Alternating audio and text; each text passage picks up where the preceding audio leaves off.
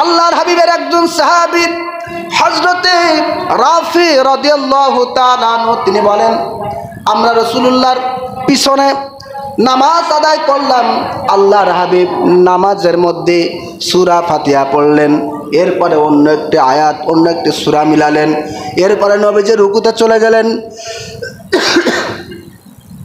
নবীজি রুকুতে চলে গেলেন। রুকু থেকে আল্লাহর হাবিব যখন সোজা হয়ে দাঁড়ালেন তখন একটি কথা বললেন, সামি আল্লাহু লিমান হামিদা। জোরে বলেন, সামি আল্লাহু লিমান হামিদা। এই দোয়াটিও আমরা পড়ি কি পড়ি না? অবশ্যই পড়ি। এই দোয়াটির অর্থ হলো, যেই ব্যক্তি আল্লাহর প্রশংসা করে আল্লাহ পাক তার প্রশংসা শোনেন। সুবহানাল্লাহ। অর্থ কি? সামি আল্লাহু লিমান হামিদা। যেই ব্যক্তি আল্লাহ পাকের প্রশংসা করে আল্লাহ পাক ওই ব্যক্তির প্রশংসা নিজ কানে তিনি শোনেন। সুবহানাল্লাহ। নবীজি আমার নামাজের ভিতরে রুকু করলেন, রুকু করে সোজা হয়ে দাঁড়ালেন আর বললেন, সামি আল্লাহু লিমান হামিদা। যেই ব্যক্তি আল্লাহর প্রশংসা করে ওই ব্যক্তির প্রশংসা আল্লাহ পাক নিজেই শোনেন। সঙ্গে সঙ্গে নামাজের ভিতরে একজন সাহাবী উচ্চ আওয়াজ দিয়ে জোরে জোরে বলে ফেললেন, রব্বানা লাকাল হামদ হামদান কাসীরান তাইয়িবান মুবারাকান ফীহি। সুবহানাল্লাহ। সবাই তো আরবি মানুষ, আরবের মানুষ, আরবি বোঝে। সুবহানাল্লাহ। আমরা যেমন নামাজের ভিতরে কি বলি সাধারণ মুসল্লি জানে না, বোঝে না, কিন্তু আরবের মানুষের সামনে কোরআন তেলাওয়াত করলে আল্লাহর কথাগুলো বললে তারা সব আমাদের বাংলার মতোই বোঝে। সুবহানাল্লাহ। তো নবীজি যেহেতু বলেছেন সামি আল্লাহু লিমান হামিদা, যে ব্যক্তি আল্লাহর প্রশংসা করবে আল্লাহ পাক তার প্রশংসা শোনেন। সঙ্গে সঙ্গে নামাজের ভিতরে ওই সাহাবী চুপ করে থাকতে পারলেন না, বলে ফেললেন, রব্বানা লাকাল হামদ হামদান কাসীরান তাইয়িবান মুবারাকান ফীহি। বলেন সুবহানাল্লাহ। প্রশংসা করে দিলেন। যেহেতু নবীজি বলেছেন প্রশংসা করলে শোনে কে? আল্লাহ পাক। নামাজ শেষ হয়ে গেল।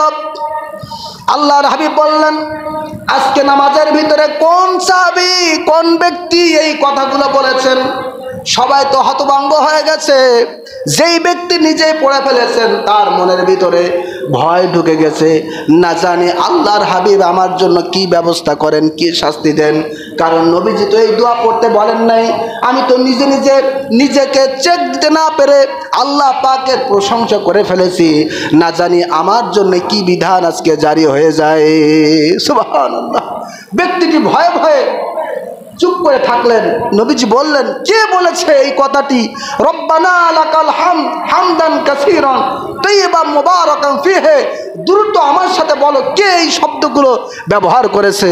ওই ব্যক্তিটি ভয়ে ভয়ে বলছে, ইয়া রাসূলুল্লাহ, ইয়া হাবিবাল্লাহ, নবীজি আমি বলেছি। কারণ আপনি যে বলেছেন সামি আল্লাহু লিমান হামিদা, যেই ব্যক্তি আল্লাহর প্রশংসা করে আল্লাহ পাক নিজেই সেটা শোনে। এটা শোনার পরে আমি এই শব্দগুলো বলে ফেলেছি। বলেন সুবহানাল্লাহ। আল্লাহর হাবিব বললেন, সাহাবীরে তুমি ভয় পেও না, তুমি লজ্জা করো না, তুমি ভয় পেও না। আমি নিজে লক্ষ্য করেছি, নিজের চক্ষু মোবারকে দেখেছি, নামাজের ভিতরে তুমি যেই না মাত্র রব্বানা লাকাল হামদ হামদান কাসীরান তাইয়িবান মুবারাকান ফীহি এই শব্দগুলো বলেছো, এই দোয়াটি পড়েছো, তোমার দুয়ার এত ফজিলাত হয়েছে, এত বরকত হয়েছে। আল্লাহ পাকের 30 জন ফেরেশতা তারা প্রতিযোগিতা করতেছে কে কত বেশি সওয়াব তার আমল নামায় লিখতে পারে। সুবহানাল্লাহ। বলেন আল্লাহু আকবার। তুমি তো ভয় পাচ্ছ, আর আমি দিনের নবী নিজের চক্ষু মুবারকে দেখলাম আল্লাহর 30 জন ফেরেশতা প্রতিযোগিতা করতেছে কে কত বেশি তার আমল নামায় সওয়াব লিখবে। এই শব্দগুলো লিখে আল্লাহর কাছে দেখাবে, আল্লাহ আপনার এই বান্দা আপনার জন্য এই প্রশংসা করেছে। বলেন সুবহানাল্লাহ। এটা তো আল্লাহ পাকের ফেরেশতারা তোমার জন্য দোয়া করেছেন, প্রশংসা করেছেন, তুমি ভয় পেও না। বলেন সুবহানাল্লাহ। সুতরাং এই দোয়ার মর্যাদা আছে না নাই? জোরে বলেন। আমরা যখন নামাজের ভিতরে সামি আল্লাহু লিমান হামিদা বলবো, আস্তে আস্তে নিম্ন স্বরে আমরা সবাই মুসল্লিরা বলবো, রব্বানা লাকাল হামদ হামদান কাসীরান তাইয়িবান মুবারাকান ফিহি সুবহানাল্লাহ। এটা বলার পরে তারপরে আবার আমরা সিজদায় চলে যাব। প্যারা শুধু তবে দুঃখের বিষয় এটা, এই যে দোয়া অত্যন্ত মর্যাদাপূর্ণ ফজিলতপূর্ণ দোয়া, এই দোয়া আমরা অনেকেই পড়ি না, ঠিক কিনা বলেন? আচ্ছা, আপনি পড়বেন কিভাবে? দেখলেই তো বোঝা যায়। একজন ব্যক্তি রুকুতে গেছে, রুকু থেকে যেমন তেমন করে একটু কি বলে সোজা হয়ে দাঁড়িয়ে আবার সিজদা। তাহলে এই দোয়াটা পড়তে তো আপাতত কয়েক সেকেন্ড লাগবে, ঠিক কিনা বলেন? কিন্তু অনেক মানুষ এই সময় দেয় না, রুকুতে দেরি করে না, সেজদার মাঝখানে দেরি করে না, শুধু সেজদা আর রুকু 2টা 3টা 4টা 5টা দিয়েই নামাজ শেষ। বাড়িতে যেতে হবে, বাজার করতে হবে, বিভিন্ন দুনিয়াবি কাজে ব্যস্ততার ভিতরে, ঠিক কিনা বলেন? একটু সময় দিয়ে এই দোয়াগুলো পড়বেন। কারণ যেহেতু আমরা নামাজে এসেছি, নামাজটাই যদি পূর্ণ না হয় তাহলে কি করতে আসলাম, ঠিক কিনা বলেন? নামাজে যেহেতু এসেছি, নামাজের হক আদায় করতে হবে, ঠিক কিনা?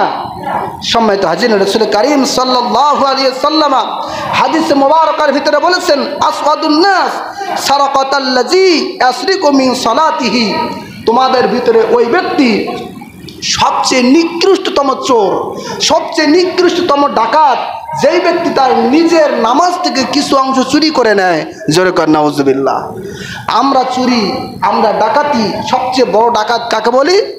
যে বাড়ি ঘর থেকে সব কিছু লুটপাট করে নেয়, ঠিক কিনা বলেন? যে অর্থ সম্পদ চুরি করে তাকে আমরা বড় ডাকাত বলি, বড় চুরি বলি, বড় চোর বলি।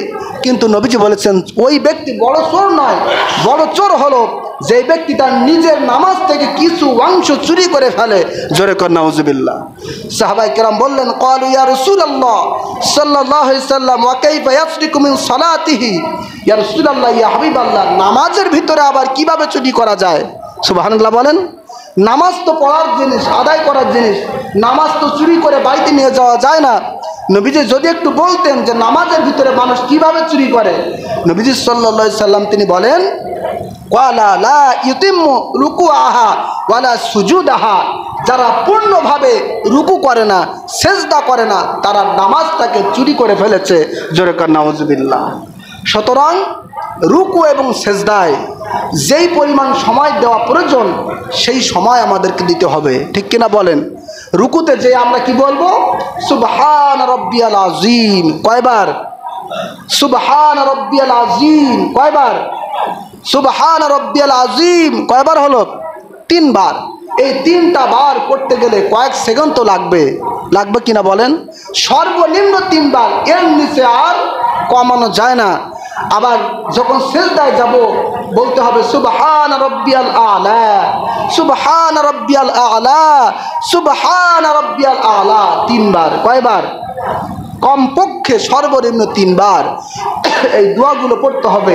এগুলো যদি আমরা সময় না দেই, যদি না আদায় করি, সঠিক মতো যদি না পড়ি, তাহলে আমাদের নামাজ বৃথা হয়ে যাবে, আল্লাহর দরবারে কবুল হবে না। কারণ রুকু এবং সেজদা করা ফরজ। রুকু সেজদা করা কি? এটা অত্যন্ত গুরুত্বপূর্ণ ফরজ।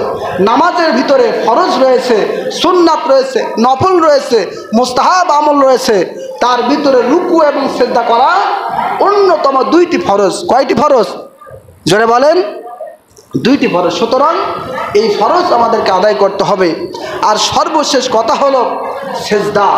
এটা অত্যন্ত গুরুত্বপূর্ণ বিষয়। হাদিসে মোবারকার ভিতরে এসেছে, যখন কোনো বান্দা, যখন কোনো বান্দি, যখন কোনো নামাজিওয়ালা ব্যক্তি সেজদার মধ্যে পড়ে যায়, তখন শয়তান আফসোস করতে থাকে।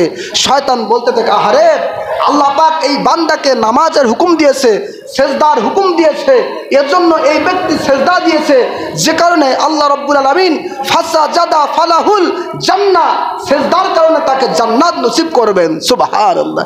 কে বলছে? শয়তান বলছে যে আল্লাহ পাক তাকে সেজদার হুকুম দিয়েছে, সে হুকুমটা মান্য করে পালন করে সেজদা দিয়েছে, এজন্য আল্লাহ পাক তাকে জান্নাত দিবেন। আর আমি তো ইবলিস শয়তান, আল্লাহ পাক আমাকেও একদিন সেজদার হুকুম দিয়েছিল, আমি সেটা অমান্য করেছিলাম, যে কারণে ফালিয়ার নার, যে কারণে আমি হয়ে গেলাম জাহান্নামী। এইভাবে শয়তান আফসোস করতে থাকে। বলেন সুবহানাল্লাহ। তাহলে মানুষ সেজদা দিলে জান্নাত পাবে, এটা স্বয়ং ইবলিস শয়তানও স্বীকার করে, ঠিক কিনা বলেন? সুতরাং সেজদার ভিতরে, রুকুর ভিতরে পূর্ণ কমপক্ষে 3 তাসবিহ পরিমাণ সময় আমাদের থাকতে হবে। পারবো তো ইনশাল্লাহ? আল্লাহ রব্বুল আলামিন যেন আমাদের প্রত্যেককে এই নামাজের ভিতরে অত্যন্ত সুন্দরভাবে খুশু এবং খুজুর সাথে অত্যন্ত নরমভাবে মনটা হালকা করে দুনিয়ার সমস্ত ঝামেলা থেকে মুক্ত রেখে সুন্দরভাবে রুকু সেজদা নামাজের প্রত্যেকটি দোয়া যেন আমল করার তৌফিক দান করেন। বলেন আল্লাহুম্মা আমিন।